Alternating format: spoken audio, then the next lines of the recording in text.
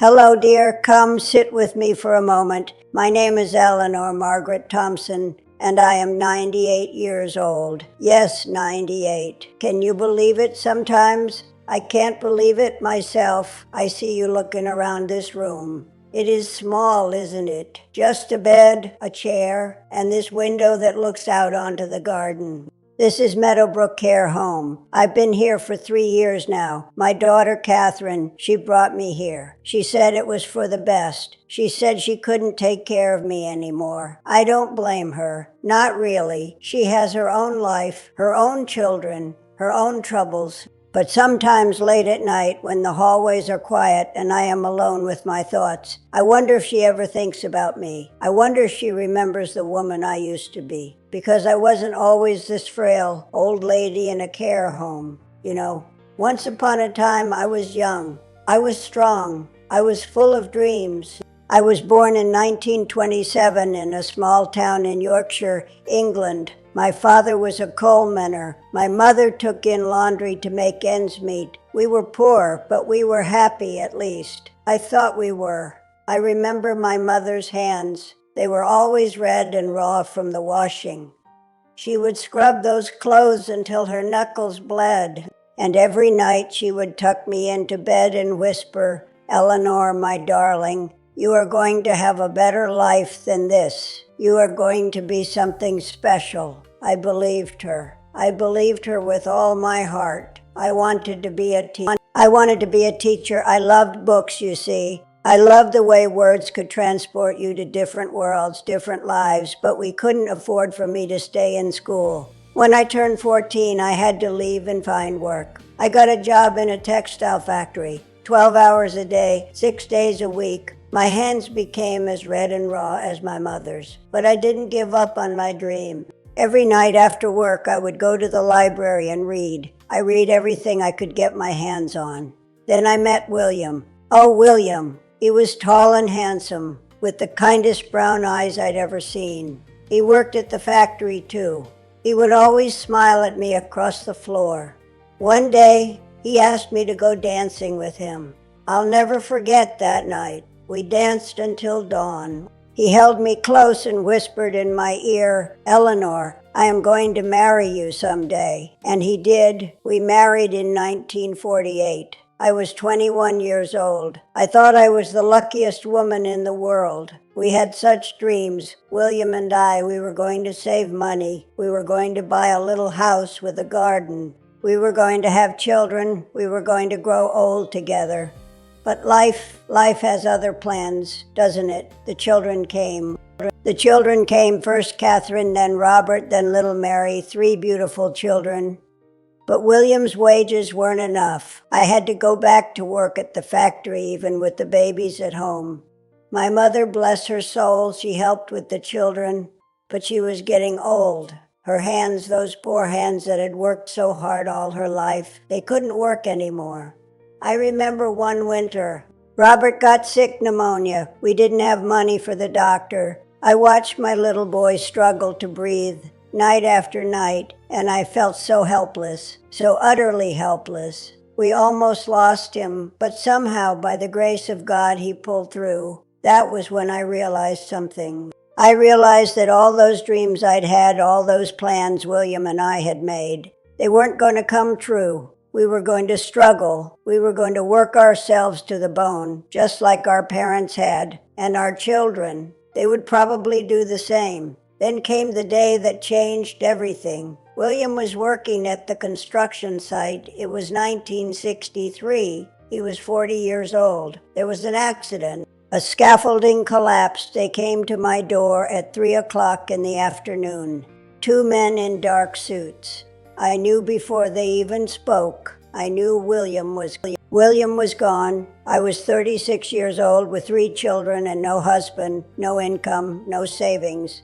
I don't know how I survived those years. Truly, I don't. I worked 3 jobs. I cleaned houses during the day.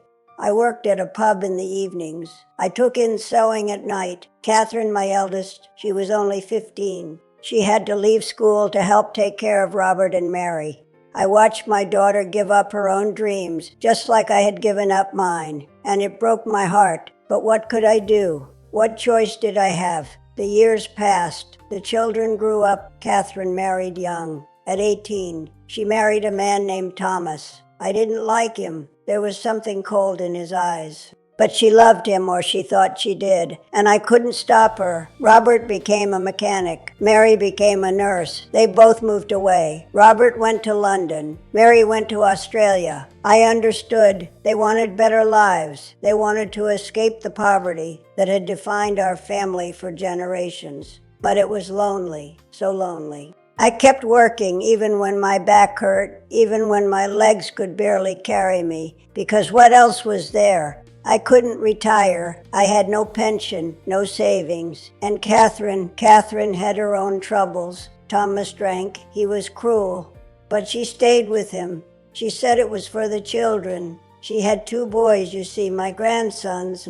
I tried to help her. I tried to tell her she deserved better, but she wouldn't listen. Maybe she was too proud, or maybe she was just too tired. When I turned 70, my body finally gave out. I had a stroke. It was mild, thank God, but it left me weak. I couldn't work anymore. Catherine took me in. She and Thomas had a small house in Manchester. She gave me the spare room. It was kind of her. I know it was, but Thomas resented me. He made that clear. He would complain about the extra mouth to feed. He would make snide comments about how I was a burden. I tried to make myself useful. I cooked. I cleaned. I took care of the boys when Catherine was at work. Because yes, she had to work too. Thomas's drinking had gotten worse. He couldn't hold down a job. I lived with them for 25 years, 25 long years. Then, 3 years ago, Catherine sat me down. She looked tired. She was 68 years old, but she looked 80. She said, "Mom, I can't do this anymore. I am so sorry, but I can't take care of you.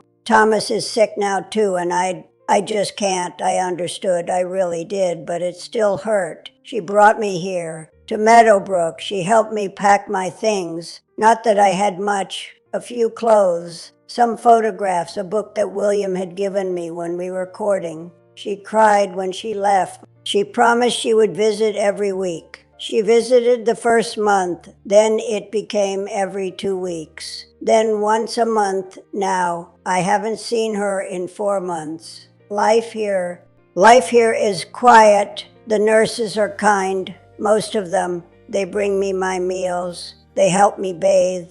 They make sure I take my pills. But it is not home. It will never be home. I sit in this chair by the window every day.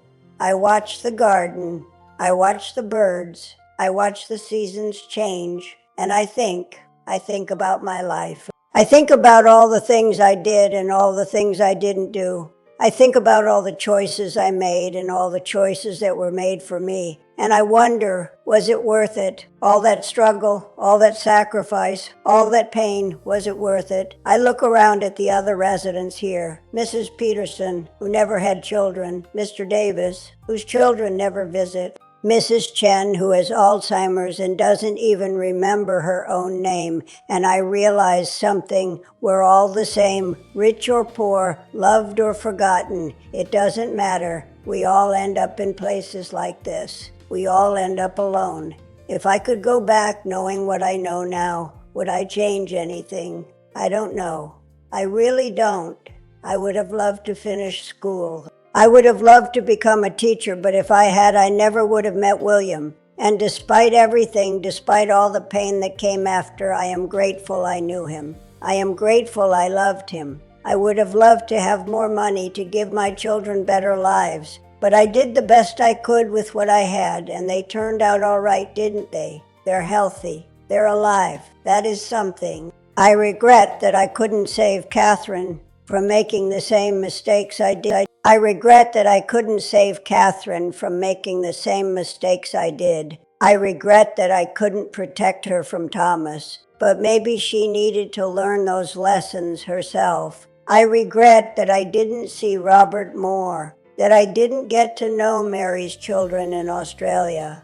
But distance is a hard thing to overcome. Mostly, I regret that I spent so much of my life worrying. worrying about money, worrying about the future, worrying about things I couldn't control. I wish I had enjoyed the small moments more. The sound of my children's laughter, the feel of William's hand in mine, the taste of my mother's Sunday roast. Those moments, they're what matter. And I let so many of them slip away because I was too busy worrying. So now, dear, let me tell you what I've learned in 98 years on this earth. First, cherish your loved ones. Tell them you love them. Often don't assume they know. Don't wait for the right moment. The right moment is now. Visit your parents. Visit your grandparents. They won't be here forever. And when they're gone, you'll regret every visit you didn't make. Second, don't sacrifice everything for your children. I know that sounds harsh, but it is true. Love them, yes. Support them, yes. But don't lose yourself in the process. Don't give up your dreams entirely, because when they grow up and leave, you'll be left with nothing.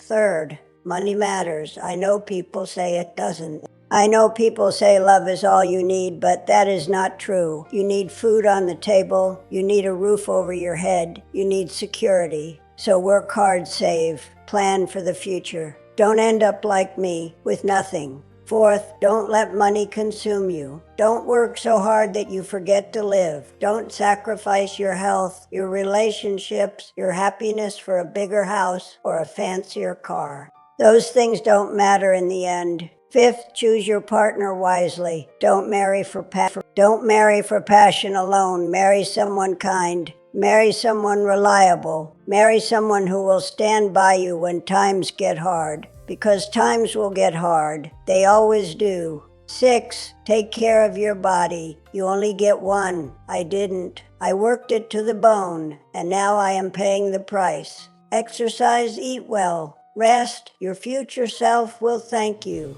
7th, don't be too proud to ask for help. I thought I had to do everything myself. I thought asking for help was weakness, but it is not. It is strength. 8th, forgive. Forgive others for their mistakes. Forgive yourself for yours. Holding on to anger and resentment, it only hurts you. 9th, find joy in small things. A cup of tea, a good book, a sunny day. Don't wait for big moments to be happy. Big moments are rare. Small moments are everywhere. And 10th, most importantly, live your life for you. Not for your parents, not for your children, not for society's expectations, for you. Because in the end, when you are sitting in a chair like this, looking back on your life, the only person who will be there is you, and you'll have to live with the choices you made. I am 98 years old. I've lived through a world war. I've buried my husband, my parents, my friends. I've worked until my hands bled. I've raised 3 children. I've survived poverty, illness, heartbreak, and now I am here, in this small room, with my memories. Some days I am angry. Angry at Catherine for leaving me here. Angry at life for being so hard. Angry at myself for all my mistakes. But most days I am just tired of fighting, tired of pretending, tired of being strong. I am ready, ready for whatever comes next, whether that is heaven or oblivion or something else entirely. I am ready, but before I go, I wanted to tell my story. I wanted someone to know that I was here, that I lived, that I loved, that I tried, because that is all any of us can do, really try. So thank you, dear, for sitting with me, for listening, for caring, and remember what I've told you, remember, and live your life differently than I lived mine. Live without regrets. Live with love. And when your time comes, may you look back on your life and smile. If my story found a place in your heart, I would be honored if you chose to stay with me by subscribing. And please leave a message in the comments. Knowing that someone somewhere is listening makes this old room feel much brighter. Thank you for not letting me be alone today. Goodbye, dear.